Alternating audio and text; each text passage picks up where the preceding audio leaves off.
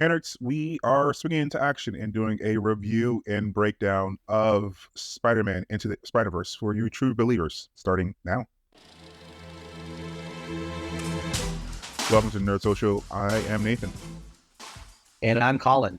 Hey, so this movie came out on Friday, June 2nd. So we saw it over the last couple of days. The spoiler-free logline is Miles Morales catapults across the multiverse where he encounters a team of spider people charged with protecting its very existence. When the heroes clash on how to handle a new threat, Miles must redefine what it means to be a hero. This is written by Phil Lord, Christopher Miller, David Callaham. It is directed by Joaquim Dos Santos, Kemp and Justin K. Thompson. A lot of creatives in this movie. It's a really creative movie, so that makes sense. So Colin, what did you think of this movie? Yeah, this is, I have to be very careful about this because it is just an amazing movie. The voice acting, the art direction, the animation was it was so amazing in a lot of ways. There was the story, the character development, the twists and turns of the characters. It was very complex and very complete in a lot of ways. It did remind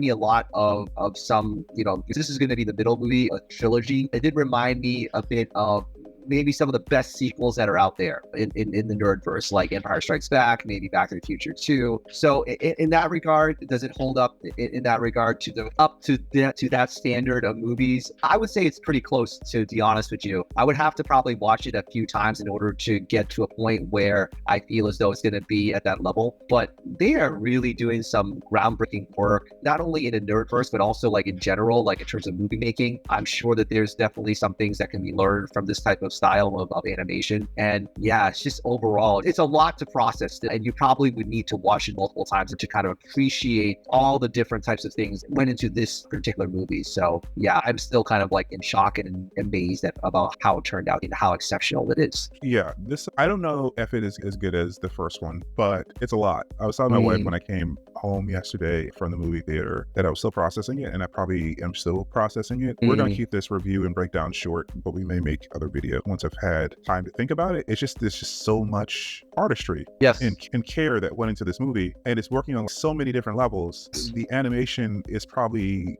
the most beautiful animation you'll ever see in a movie, and it's better than the first one in that regard. It definitely tops it in that regard. I think that the narrative is a little bit more complex to follow, but that is somewhat to be expected in a sequel. So I don't know if I can really knock it for that, but I can see how someone could sit down and have an easier time with the first movie than with this, because the narrative is a bit more complex. But like I said, it's a sequel. It expects you to have done the homework of the original, right? And build upon that world. So I can't knock it for that too much, but that would be the only reason why I would say that the original movie was better, because it's just a little bit more contained. Whereas you have to understand the first movie to understand this movie, and understand the depth, how they're trying to deepen the characters in this movie. But like I said, the artwork is truly art in different parts of this movie, like really beautiful art.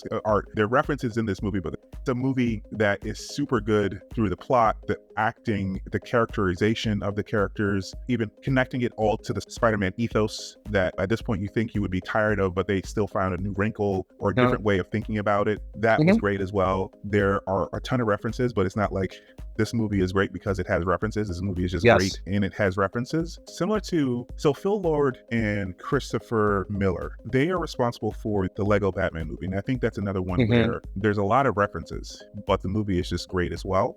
Phil Lord is, I think, the only one that was on the original team for Spider-Verse. And then he brought over Christopher Miller, who worked with him on the Lego movie and the Lego Batman movie. And this one, David Callaham, from my notes here, did Shang-Chi and the Legend of the Ten Rings. He also did Mortal Kombat and Wonder Woman in Zombieland. So he had some misses in there, but he's also a great addition to the writing team in general, especially when evened out by Phil Lord and Miller. Joaquim Dos Santos, he's known for Korra, the Avatar Legend of Korra show. Legend of Korra. Kemp did Soul. I think Justin K. Thompson is the only person who's a newbie here, but everyone else is known for some really quality work. And I was telling my wife, you get like the work of 5 movies in this movie. Like, I can't imagine like how much work had to go into just creating the art for each world, because without spoiling anything, it says the name of the movie is Across the Spider-Verse. So they go to different dimensions, and every dimension has a different art style. And they had to do the work of actually define the art style, but also not just defining the art style, but defining how the characters move in the different dimensions once they cross over, because the art of the character changes a little bit as well. There's just a lot. And also, it's not just like characters standing around. There's spider characters, so they're doing all this acrobatic stuff in the air. And for the most part, even though it's moving very quickly, the way that they decided where they put the camera, you can actually follow the very complex moves in the air as well. So you're tracking, so the direction is also like on point in addition to the art direction. It's just working on so many different levels. It's an exceptional movie. So anyway, how would you rate this movie? I think that for me, I definitely, when I finished the movie, I would say in terms of the artwork, it's definitely above our scale. It's just above the scale. It's just like above 10, I would say, in terms of the animation and artwork and art direction and all that. I think that overall I would give the movie a 9. The artwork's just amazing. The characters are amazing. You care about them very, very much. You care about every single character. I mean, for the Spider-Man, not so much, but definitely Miles' family. You definitely care about it. You definitely root for him. You definitely root for his family. You definitely kind of feel for certain of the tragedies that happen throughout all the different Spider-Men. So in that regard, the character development, the acting, the art direction pushes it over to a 9. I wouldn't want to give it a 10 because I think that there were definitely some slow moments there, here and there, that kind of prevented me from getting it to a 10, but a 9, definitely 9 out of 10. Yeah, I'm going to give it a 10. I was actually talking to my wife about this yesterday, and I think I'm giving it a 10, which is our theater rental. Because I'm thinking of what it means. Like, you want to show it to a bunch of people. And when I talked to my wife about this, I was like, you know what? And in short order, there's probably going to be a class, and not in more than one university, where they teach this movie. And they might take the entire semester to teach this movie. Because there's just that much in the movie where you can take scenes and like that's the scene that we're going to break down this week. And when you have a movie that is like an exemplar like that, like it's breaking the form, it's like everyone tried to copy SpiderVerse after SpiderVerse came out because it was just that groundbreaking.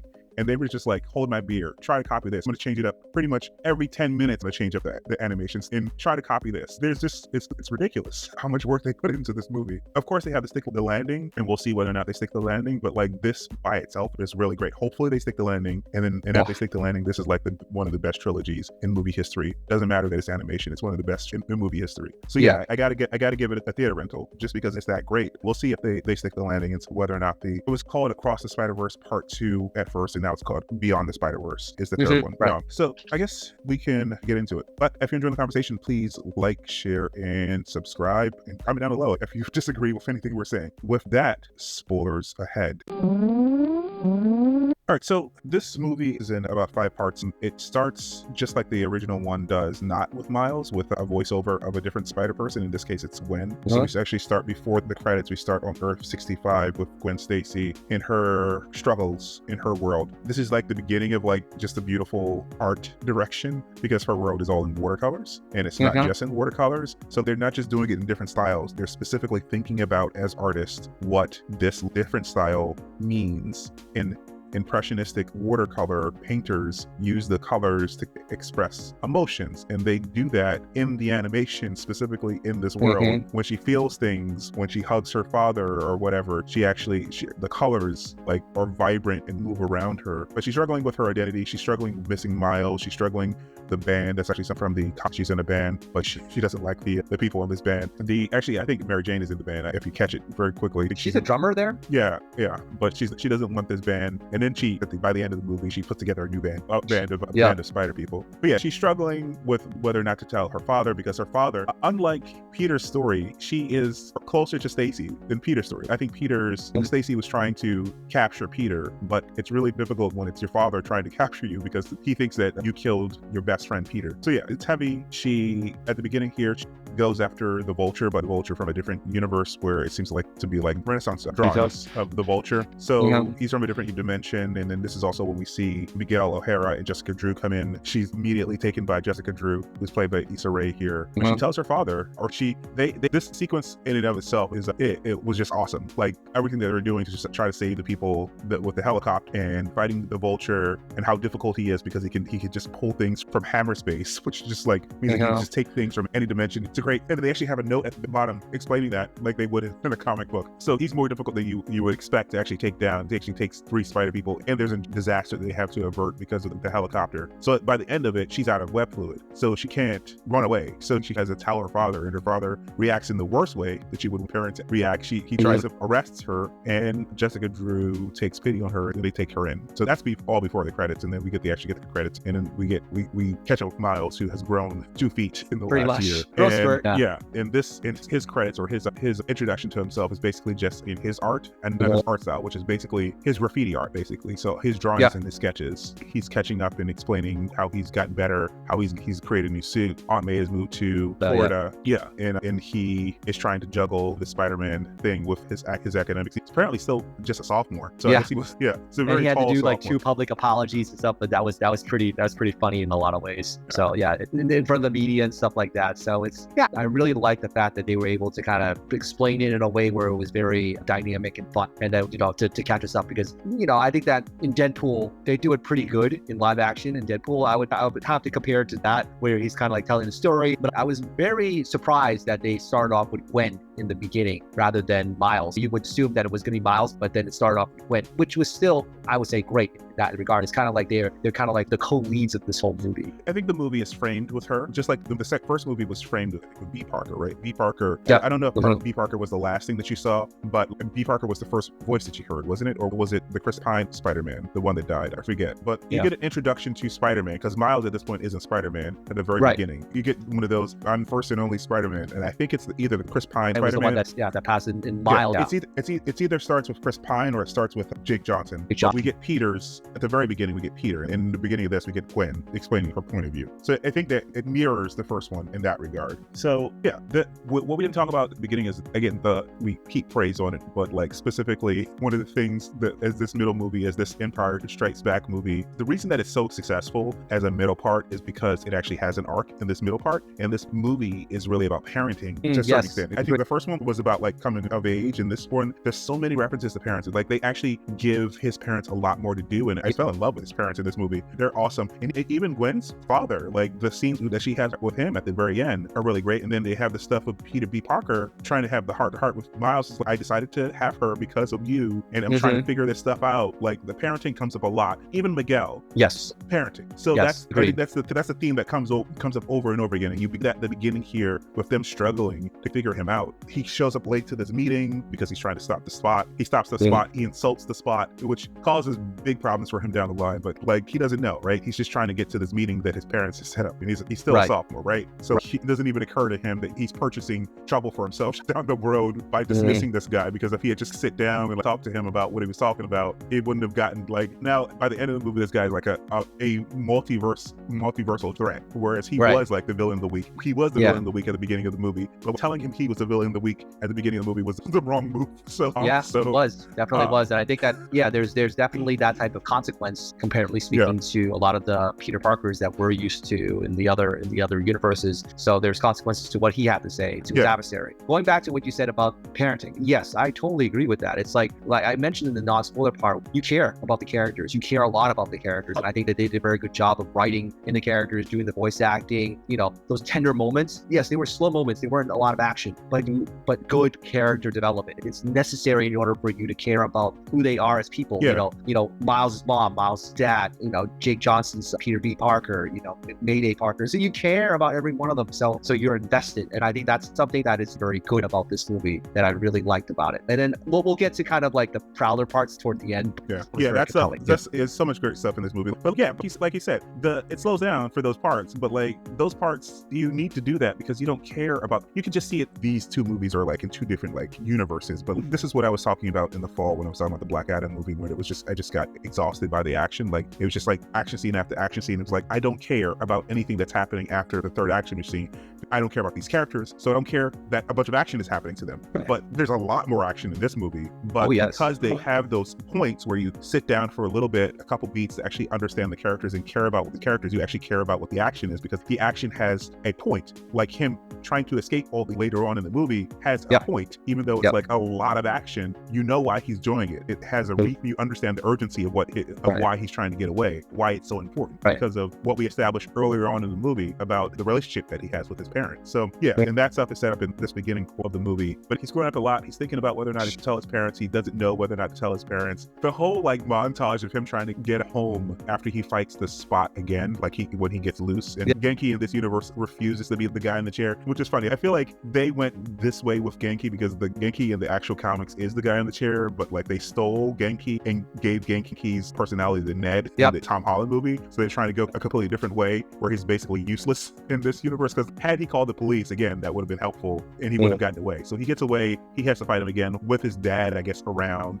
He has sort of heart to heart with his dad as Spider-Man. And then later on, this is this montage of him trying to get home with cakes. I was going to say the pizzas, because it is a callback to the pizzas in the original Spider-Man movies with the cakes. And just like the montage of all the people that he had to, like all the crime that he had to stop on the way there. And just by the end of the trip, he's late. His father does a really touching toast and he's not there. He basically says, I do this for you. And then he gets there with 2 cakes that say, I'm not proud. That was such a gag. It was such a, oh my God. That was such a nice gag there. And I do want to say also the cultural piece of it. It's like this is a small piece. It's just a very small piece, but they took so much care in kind of like developing the fact about the cultural aspect of him being biracial.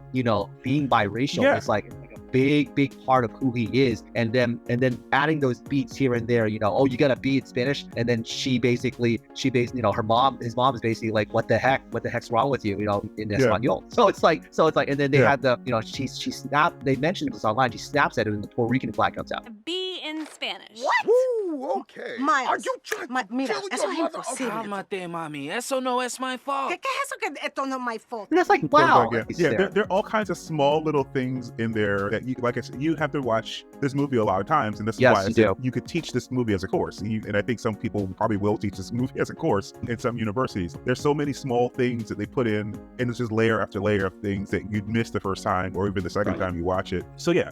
Other thing about that conversation in the guidance counselor's or principal's office, maybe it's guidance counselor's office, voiced by Rachel Dratch, who has a very distinctive voice, and I knew it was Rachel Dratch. Like talking about like people of color, they often have to trade on their stories for the white world so to get access. So they're even talking about that. Like he's saying that's a kind of gross. This is written by a bunch of white guys, but it was directed by some black guys. And I think that's probably the nuance that there, like I said, the cultural stuff that's there. I think that the directors definitely had a hand in that. And I appreciate that. Like you said, the cultural specificity of like striving in a world that is white dominated when you are Latino or when you're black or you're Afro-Latino or just a person of color. Specificities were really appreciated. And the whole movie is sophisticated enough that it's actually talking about that throughout the movie, because when you get to the end and you see the opportunity that our Miles has that the other universe Miles didn't have because he lost his father, and the different path that he could have taken, it's also having a conversation about that as well. So it's interesting. The specificity there and the complexity there is really great. So after he gets reprimanded by his father, he gets grounded for a month, and this is 2 months. And this is when Gwen shows up and says, is Spider-Man grounded? So she obviously was sent, we find out later, because of what happened with the Spot, because he started to open up a rift. Because the other thing that I glossed over is that when he disappeared in the middle of the second fight, he went into this nexus point where he could go to anywhere in the multiverse. He started to pop up in different parts of the multiverse, the Venom universe, and the Lego Spider-Man universe. And he again, this is them calling back to their Lego Batman days, where all the sound effects were basically the characters saying boop boop boop. Lego Spider-Man goes boop boop boop when he contacts the other Spider-Man. It was funny. It was a little touch, but it was funny. And I think that J.K. Simmons also voices J. Jonah Jameson in that scene as well. I'm pretty sure he did. Yeah. So yes, this is why she comes, but she also just wants to see Miles, and she spends most of the time hanging out with Miles, even though Jessica didn't send her to do that. She sent her to surveil this guy, and she misses him going to a different universe. So she screws up because of Miles. And then Miles, after having this, again, one of the kind of brilliant scene with his mother, like her speech, that you got it a little bit in the trailer, but it was a little bit different here in the movie. The setup is a little bit different, but it made me cry. You gotta promise, Miles. I promise. That was good. That was really, really good. Yeah. I think that was a very heartfelt scene. It brought it full circle later on when he thinks that he's in the right universe, and he says, you know, what you said, everything you said, starting to tear up here, everything you said was right. And I saw this world, and I thought it was amazing, but they told me I wasn't good enough or whatever. Yeah, that twist is as you talk about it right now, and I'm kind of reliving it in my head. That twist is so depressing and so sad because at first you don't know like if he's truly back. It's almost like the going back to Back to the Future Part 2. He's like in the alternate universe. You know, when he went back to 1985, same thing happened. It's like his father died, and all that. It's like damn. It's like he and then realizing the fact that his uncle still lives, but his father's dead. But then there's this alternate version of Miles that's out there, as the Prowler, and it's like damn, that really hits the spot. And then like his mom being so totally like, what are you talking about? Like, are you serious? No like, Spider-Man in this world. There's no Spider-Man in this world. So, like, what are you talking about? So that was really depressing. After, and I thought, I was like, when I was watching it, I was like, is she serious? Like, you would think that it was like more of the Aunt May WTF moment, But then they totally just flipped that. They totally flipped that and said, "Are you serious? Are you like Halloween costume or something like that?" It's weird. It was just so sad at that time. Yes, at that point. Yeah, it was. I guess if you were paying attention, you would see that it said going back to World 42, and that's at the beginning of the movie. He wasn't at World 42, but like it went past really quickly, and he was trying. This is at the end of the giant chase scene where a bunch of people are chasing him, and again another brilliant scene where it looks like one thing is happening, but he had a plan the whole time. Because by the end of it, it was like, oh wait, yeah, he can be invisible. There's no reason for him to run around like in daylight unless there was a plan to it, and obviously there was a plan to it because there was a lot of people in that facility. He had to get them all out. So it was great. Anyway, but before we get there, we get to him using his invisibility to follow Gwen after the heart-to-heart with his mother, and he overhears all this stuff from Jessica about you shouldn't have connected with him, you can't see him ever again, and he thinks about it for a second, he dives in after her. Yeah, and he's invisible while this is happening, which is even much more mind-numbing, and it's like it's like how much trauma can he get, by being there, and then the other people don't even know that you're there, and then like seeing that, it's like. But he's taken aback by the fact that she wasn't there for him, yes, but he's also feeling guilty after she does the replay of how bad it's gotten because of him. He feels guilty. Like I said, he bought some trouble for himself earlier on in the movie. I think that combined with his affection for her is why he jumps through, and we go to Mumbattan, which is Earth 5101 with Pivitar Prabhakar. Yeah, and also Hobie shows up in this universe as well. So she mentions Hobie in the previous scene, and then we actually see Hobie, who is a Spider-Punk, who Miles says later on when they actually go to the facility at the SpiderVerse facility, it's like, how are you even cooler under the mask? Yeah, so like Miles that was Daniel Kaluuya, right? It's Daniel Kaluuya. Yeah. So Miles is trying to use his blasting capabilities. He has a couple extra powers, the invisibility and the blasters, to get the shield down because Spot is trying to use the super collider to get more spots, basically. And Hobie, there are all kinds of things that Hobie says that kind of make sense later on. Like he says, use your entire palm, and he uses his entire palm later on to get out of the thing, and also he uses it on Miguel when he's on the thing going up to space. I think in the comics, Hobie is actually a variation on Miles, like a different Miles. So I think he has some of the same powers. So he knows, like an older version of him. So he knows how to use the powers that Miles has. So he's giving him all these hints, but he's giving him all these hints like surreptitiously. He's not being very direct about it. He's, before you go in there, know what you're signing up for. Like he says, you think like he's just trying to be contrary because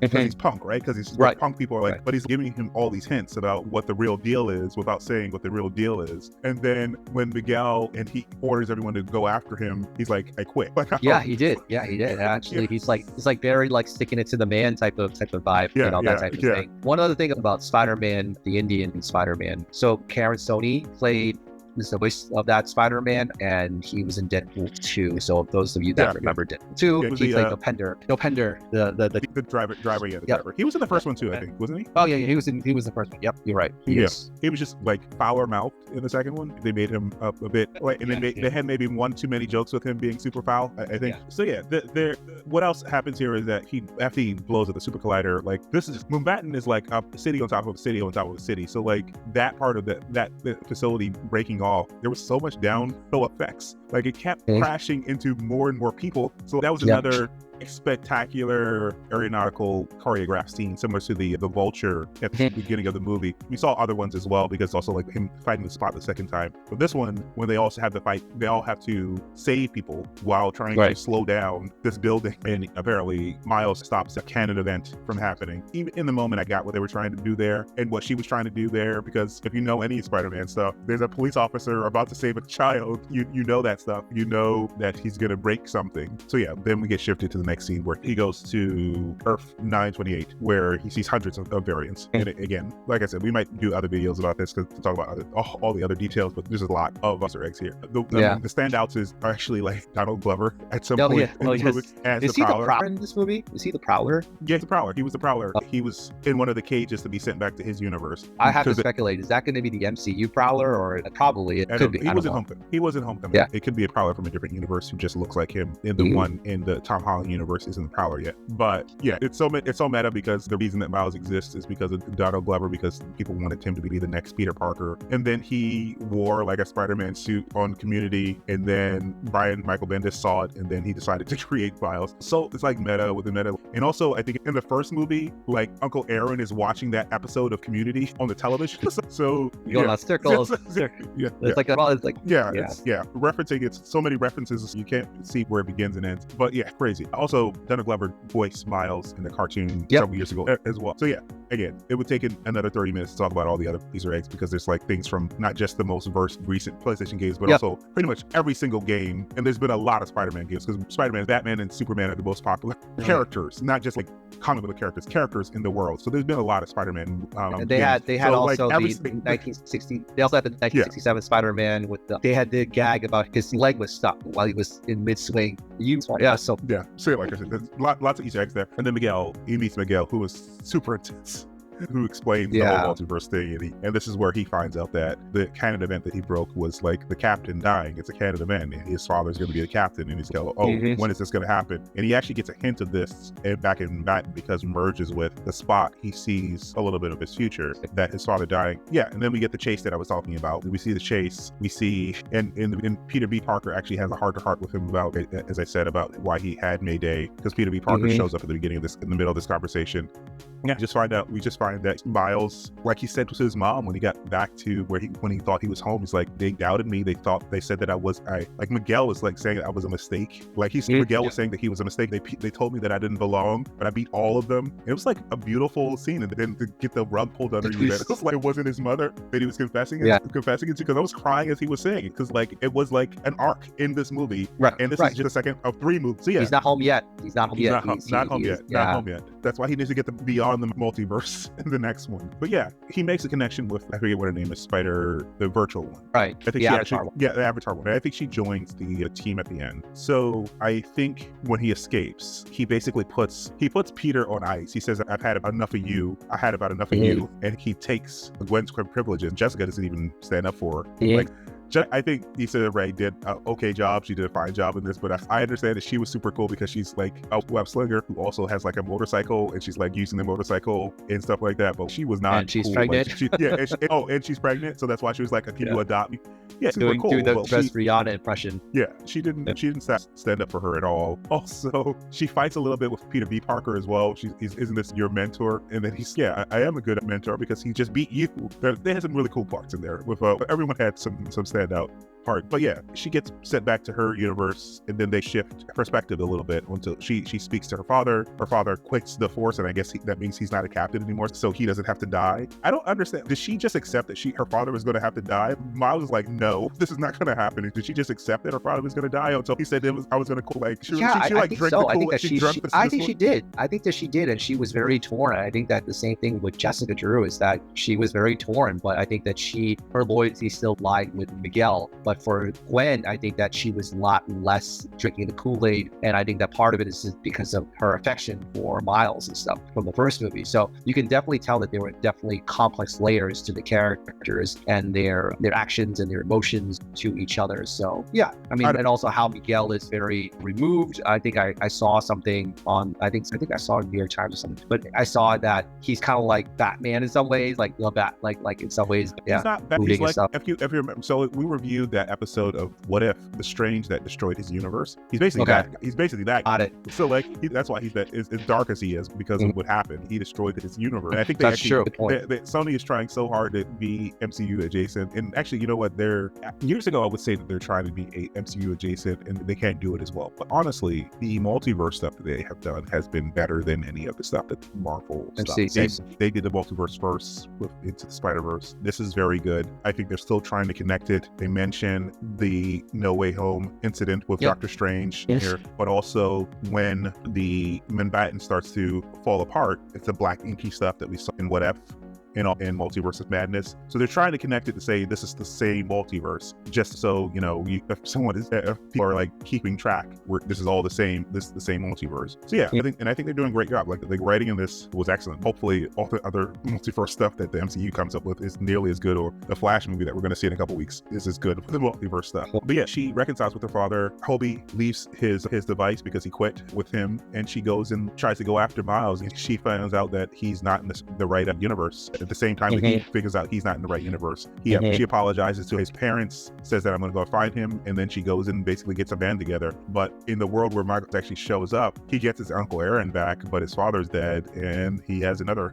visitor, Prowler, the Prowler of that world, because the criminals have basically taken over that world because there is no Spider-Man. And it looks like across the Spider-Verse, there are many worlds where the hero is just Spider-Man. There isn't an Avengers. Unlike the Tom Holland world, there's an Avengers and a bunch of super people. Like Spider-Man is it. And without Spider-Man, like it's like descended into chaos. And the Sinister Six is basically a syndicate in this world. It's also nice to hear from Mahershala Ali as well. So he's been kind of like stuck in development hell with his Marvel. The Blade movie. It's nice to kind of hear him again. We hear a lot of Marvel people in this movie. When it first came out, Brian Tyree Henry wasn't a Marvel superhero, but now he is. He was in Eternal. Yep. And then we have Haley Steinfeld. Haley Steinfeld is a Hawkeye now.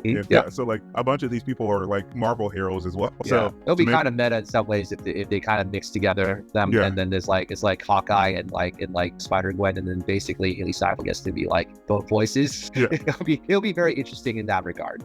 I think Marvel's going to let them play that much. We'll see. I think even Oscar Isaac's Moon Knight, so it's like forget about Oscar. I forgot. Moon Knight. Yeah, they're all playing two superheroes, mostly just Spider people and a bunch of other heroes. So it's funny. See if Issa Rae at some point in the next 2 or 3 years shows up in the MCU, because also Daniel Kaluuya is also in the MCU. That is true. He is. He's in there too. I think that they did mention that there might be a spin-off for Spider-Man, the animated Spider-Man for Issa Rae. So that's been mentioned. So I don't know how plausible it is. They'd have to redeem her a little bit because she threw Gwen out of the bus. We'll see, for people to be interested in a movie with her, because her just looking cool without being cool is a problem. But I think that's pretty much the end of the movie, and that's the end of part 2 of the movie. I don't think anything else happens. And it says to be continued. Matrix. We see or Empire Strikes Back, right? The Carbonite, like the hero has his back against the wall basically, but he also has his finger on the chain, and you know what power he has. You can think about what the next scene is going to be, but you have to wait until next March to see it. Pretty much. Yeah. Any thoughts on the movie? Yeah,